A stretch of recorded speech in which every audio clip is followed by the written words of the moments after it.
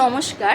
আপনাদের নিশ্চয়ই জানা আছে যে ভারতীয় নাট্যশাস্ত্র অনুযায়ী ভারতীয় যে শাস্ত্রীয় নৃত্য আমাদের 8টা রয়েছে। তো সেই 8টা নৃত্য হচ্ছে আমাদের ভারতনাট্যম, এছাড়াও আছে আমাদের আরও 7টি: ভারতনাট্যম, কত্থক, কথাকলি, মণিপুরি, মোহিনী আট্টম, কুচিপুড়ি, ওড়িশা এবং সত্রিয়া বা সত্তরিয়া। এই সত্রিয়া হচ্ছে অসমের প্রচলিত সত্রিয়া নাচ, অসমের।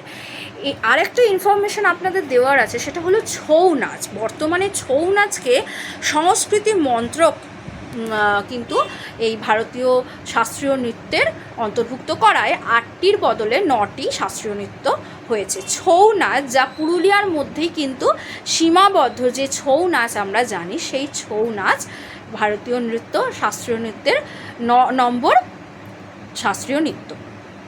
ধন্যবাদ।